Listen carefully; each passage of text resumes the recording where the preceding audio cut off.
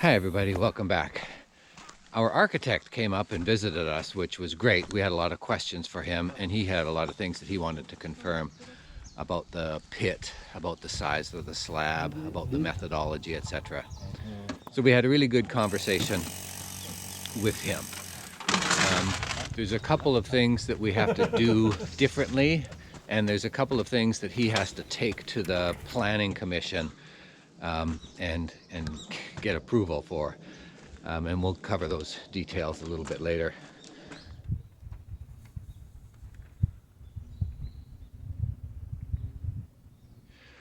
We also ran some string lines for the front slab so that I could easily mark out where the blocks have to go. Last week I mentioned that we're going to do a kind of a mini block wall inside this first floor foundation area to create a level surface on which to pour the slab. And so now we've got the strings marked out for that, and when we're finished with the second floor prep, I can easily get started on this first floor prep.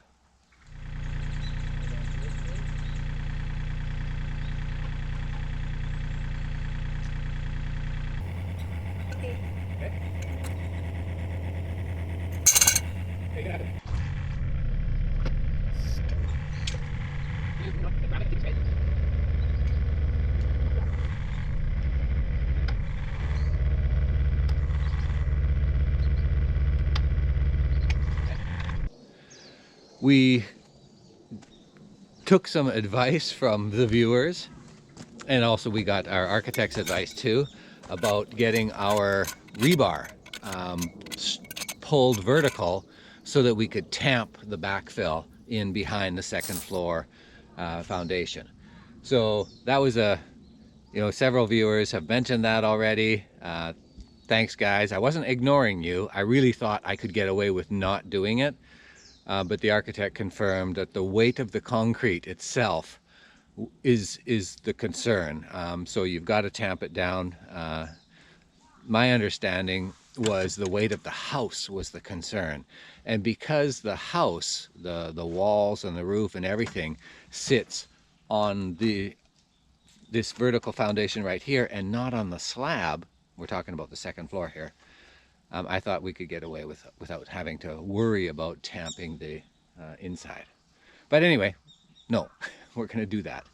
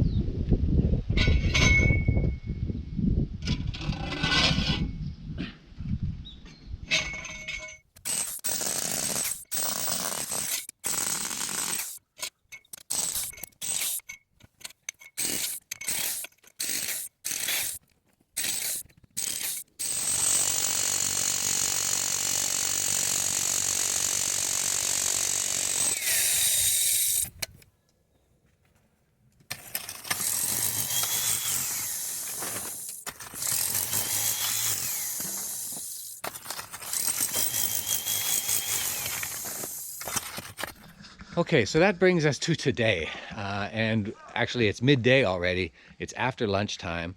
Amy and I started out at 9 o'clock this morning. It was sunny, it was warm, we were heading to the mountain, and we weren't even 5 minutes away from the house and the rain started.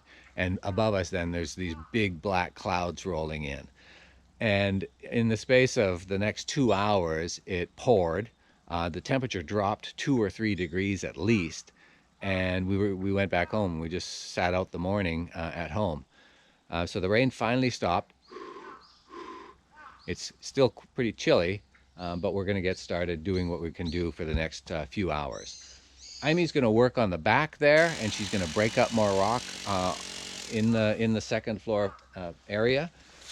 And I'm going to go get the compactor ready, and we're going to load the compactor in. We probably will get some, I hope we'll get some gravel in here today too.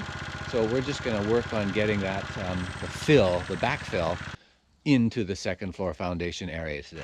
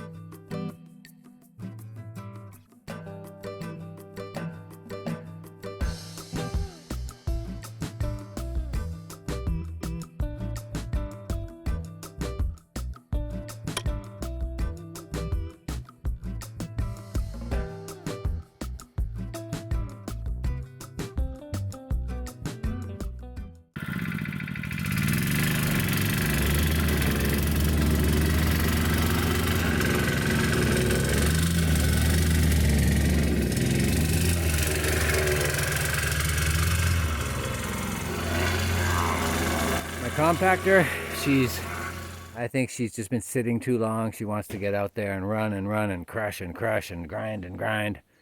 And I haven't been giving her that recently. So a few minutes in and she's working just fine. So let's keep on going.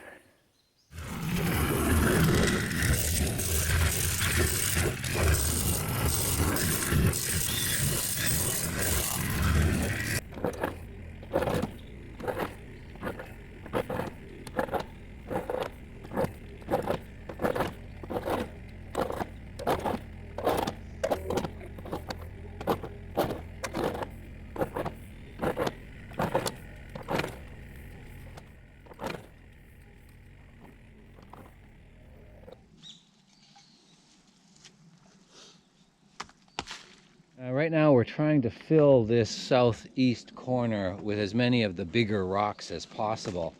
The sand and the gravel will come after. And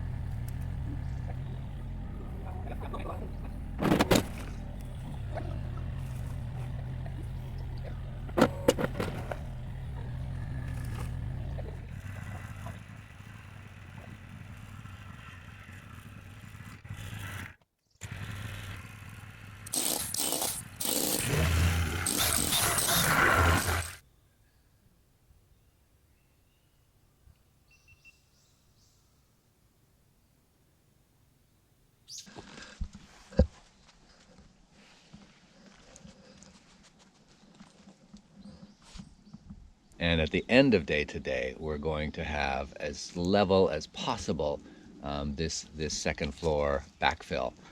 And if we need to go and get the big jackhammer for one more session, then so be it. We'll do it.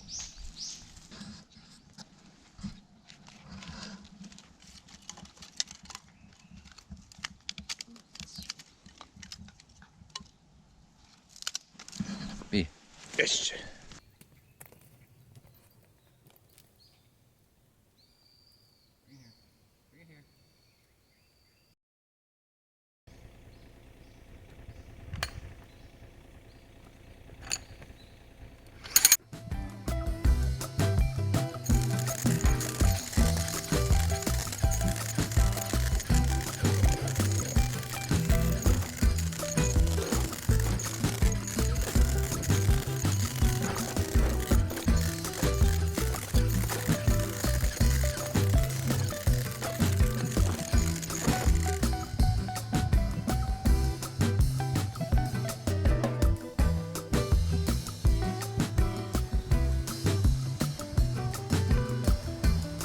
when I first started this excavating the cliff. And at that time, actually, when I first started, actually the very first time was like almost 2 years ago. And I did a video on it. It was before I had approvals and everything. And I thought for sure I had gone as far as I could go and as far as I had to go in terms of depth down the rock and egress into the rock. I was positive that I was done with the rock cutting then, but as I look at it now, you know, this cut here is about 3 feet. It comes up just to my upper thigh, and I'm pretty sure when I first started it was at my ankle. So I'm approaching this the way the old adage goes. How do you eat an elephant? One bite at a time. That's what I've been doing, and I think I'm almost there. So now I've got a big tamper. They call it a rammer in Japanese, the hydraulic vertical tamping machine. I think they call it, what are they, Whacker? I think Whacker is the main brand out of Germany. Anyway, I'll get that up here. And we had a visit from our construction consultant yesterday, and he told us that our compacting, our plate compactor, is only compacting the first 10-20 centimeters, and that if we really want to, you know, make some change deep down, we need the Whacker. So I've got it today, and one day only, and let's get to work.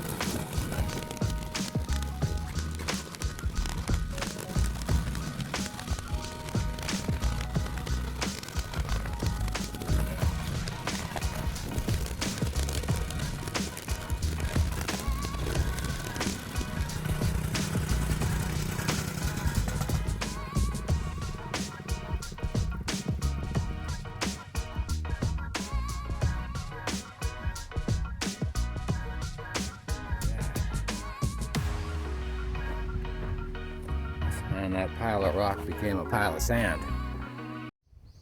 I'm really seeing, you know, what my contractor advisor said about this really ramming the dirt, the fill down much better than my plate compactor. Speaking of vibration, man, this is 10 times, 100 times more vibration than the mini jackhammer or the mid-size jackhammer. But again, you get into a rhythm. And you know what's cool about this is I get to play with big toys. This is fantastic. I get to learn new things, new skills. I get to experience what only a very select slice of the population, our contractors, gets to experience. And I get to play with big toys on a beautiful day. It's fantastic.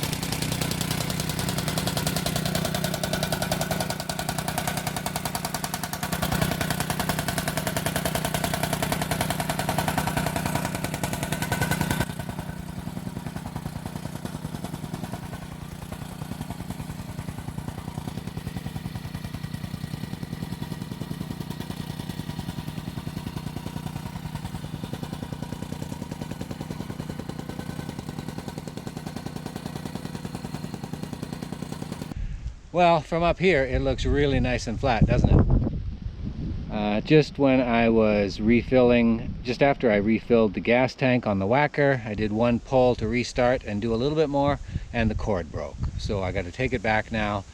Luckily, I feel done anyway, so you know, no harm, no foul.